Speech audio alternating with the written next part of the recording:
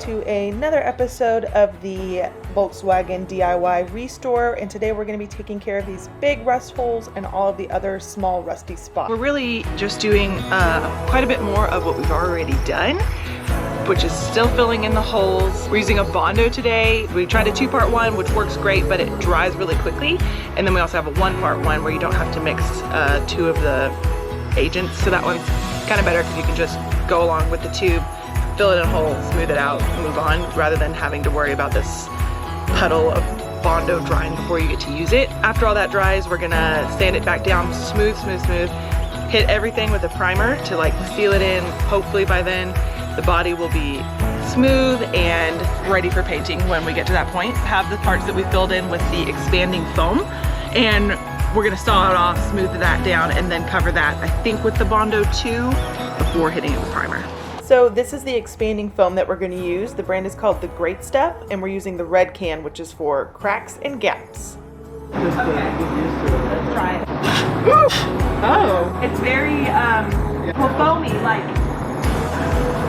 spray. Okay, here we go.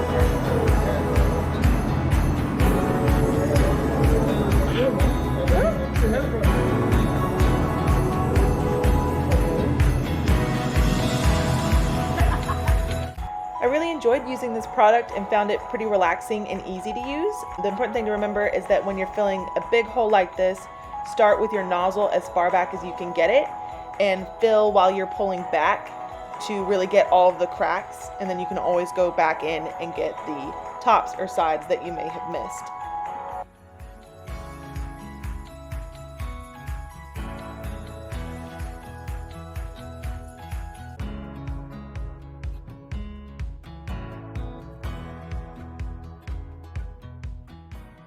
Once the foam has finished expanding and drying, it's time to knock it off, which is also a very satisfying thing. I use just a straight putty knife to get this done, and it's pretty easy. Sometimes you have to chisel at it a little bit, but it pops off. And then if you need to, you can always go back and fill a little more if you discover any gaps in your foam.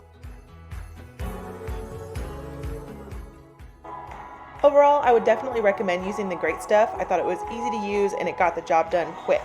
Next, we'll be using a Bondo to go over the foam parts and fill other areas. Just to break it. Oh, that is rancid. Once you get over the smell, go ahead and give it a mix. This is a 2-part, so they include a template to show you how much to mix. It does dry very quickly, and once you mix it, you need to work with it pretty quick. We used it to go over the foam parts, to fill other rust areas, and to fill in the roof line. The roof line has a lot of holes that are completely rusted through, like right here. There's also lots of divots and imperfections, so the Bondo is just going to fill all of that in, and once it dries, we can sand it to get it really smooth.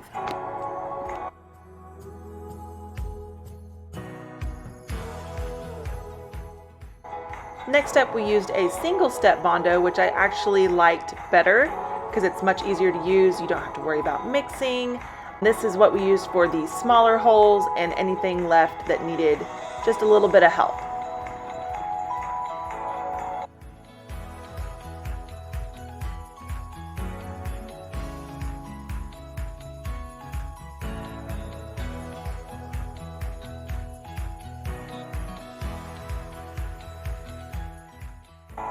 The single-step Bondo is really good for touch-ups in small areas like this. Once everything is dry, it's time for everybody's favorite, once again, sanding.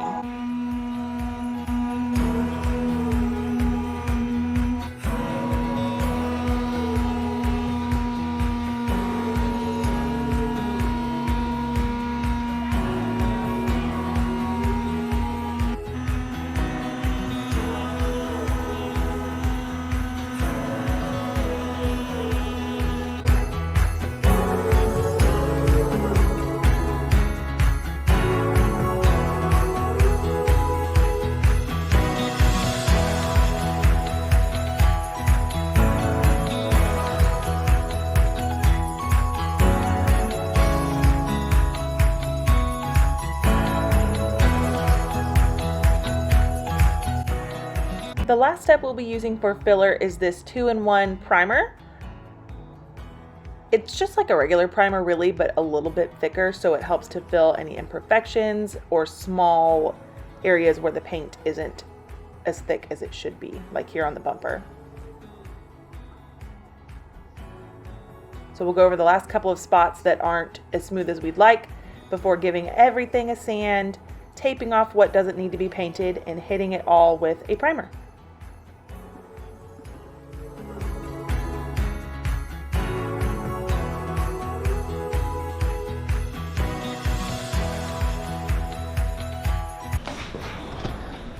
How do you feel? Pretty good about what we got done. It was a lot of the same type of thing, but it took a long time, so good to get it done. The goal for today was to fill in as many holes and imperfections as we could and then sand it as smooth as we could get it to prepare it for priming, and I feel like we did that.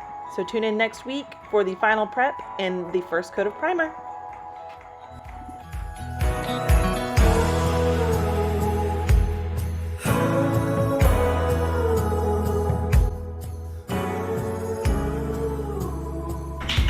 I like painting stuff.